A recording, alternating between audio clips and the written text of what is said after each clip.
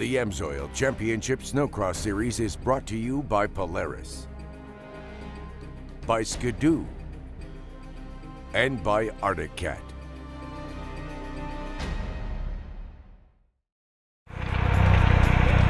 Last week, under the Silver Dome in Pontiac, Michigan, the pros prepared to battle in the last race of the evening, the Pro Open Final. Tucker Hibbert and Ross Martin are thrown from their sleds, causing a huge pileup before the first turn.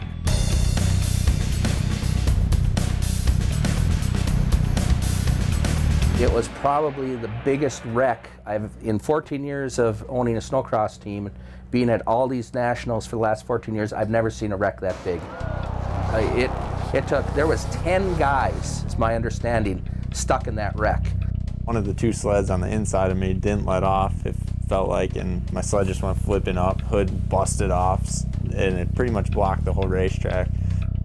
And the red flag came out, and we just had to get my sled flipped back over. And when we did get it flipped back over, we noticed that the hood was all destroyed, and there's a few bent and broken pieces, and I wasn't really sure myself if it was going to run again.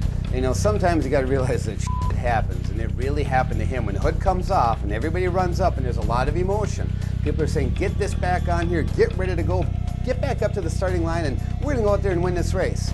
Well, they forgot that thing. What's that called? Oh yeah, rules. And you're only supposed to have one mechanic in the pit area. They had 3 guys over there working on it. And they had somebody go to the trailer to get parts. Are you kidding? One mechanic per driver? Yeah. You can't f***ing change parts. Yeah, no way. No, you don't know what's right and wrong. And they're allowing something illegal to happen. They red flagged the race. At the drivers' meeting, they said only one mechanic is allowed per driver, period, or you'll be DQ'd. And they also reinforced about you're not to touch a snowmobile under a red flag. Well, something happened where they allowed that to happen to a team out there. I got on the radio and I told my crew chief and Ross's mechanic, you better get down there. And you're not allowed to touch the sled. And we touched the sled. The rule states that if you have permission, because of a safety issue or what have you, you can touch the sled. Well, we've got a hood that's completely smashed. When you're all in the same brand, there's no problem, because you always want to see your brand win. Unfortunately for Ross Martin, there's some people that were on his brand. One of them is Shearing Speed Sports, and they didn't like the little hood swap, along with a lot of other people. Now we got a big, big problem. We go ahead and run the race anyways. Nobody calls anything till it's over and done.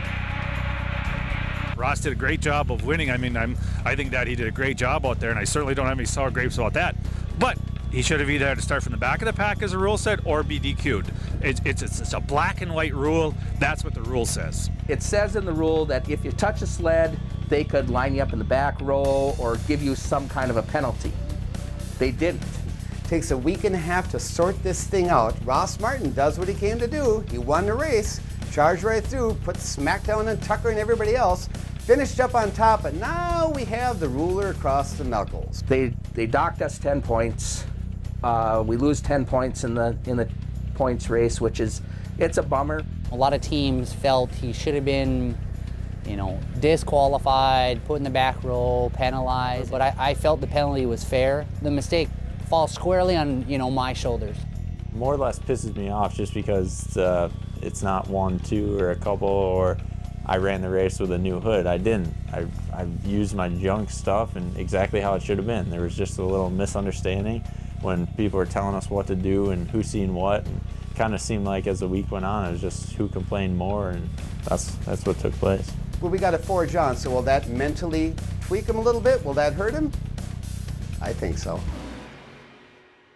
Track shock? Inside the Shearing Speed Sports trailer, veteran rider Robbie Malinowski begins to feel the pressure to win this weekend. Which is kind of a bummer because want to win. Now they're not going to be as close. I feel right now I'm as close as I can ever be to winning. So need to win. There's no doubt that what we've seen from Robbie Malinowski and the number 4 AMSOIL Ski-Doo in Duluth as to where it's at right now is night and day. Robbie just really struggled, had problems in Duluth, didn't even make the final.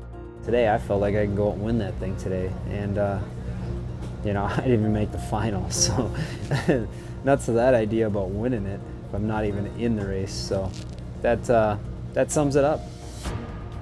Since then, he's been the little engine that could. He's chugging up the mountain, he's doing better and better, he's making podiums. I've gotten faster. The whole program's tightening up. I think it's time to move from third, move to second, move to first. Talking about the race in New York where Tucker and Robbie went at it, and Robbie was able to cover Tucker's lines. I mean, that comes with experience. He knows how Tucker races, and I mean, that's what people learn. They learn styles from different racers. I'm never going to say, okay, Tucker's not the guy to beat. He still is 100%, but the gap is narrowing. Robbie has studied Tucker long enough that he knows what Tucker's going to try to do. Now Robbie's not only got to cover, of course, Tucker Hibbert, but there's some other big racers in there, Tim Tremblay, Ross Martin, you name them. He's got to cover them too, and it makes it more of a challenge. He's been really tested. He is tested, tried, and true, because he had some problems there going to Detroit. He had an LCQ he had to go through. The way I looked at it was, there's no reason why I should have been in the LCQ. You're going into an LCQ for nothing. There's no points, there's no glory. You're hoping to just make it into the final, and make it he did, into the back row. Came from the back row, and the little engine that could, did it. Came back up to the top, right to the podium. Yeah, no, for sure. At the start of the season, the goal was to get on the podium and go from there and build on that, and we've done that now. We've been on the podium, and I'm sick of thirds. The bottom line is, now I want more. Heat 1.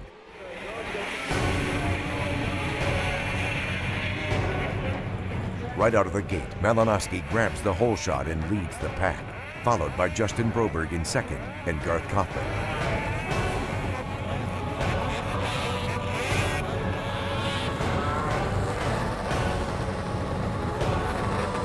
Kaufman muscles into second.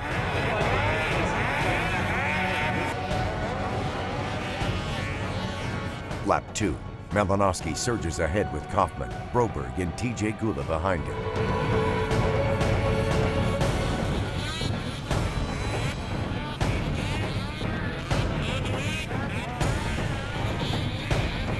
Lap 6, Malinowski continues dominating the race.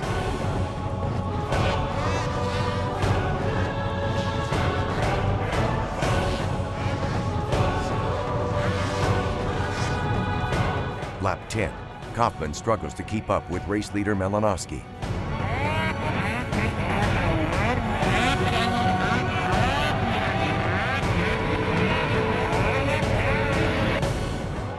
Malinowski grabs the win and earns himself a spot on the line in today's Pro Open Final.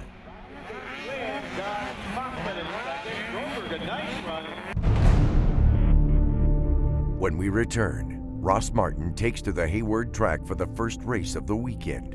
Can the returning champion keep building the momentum he started in Pontiac? We'll find out.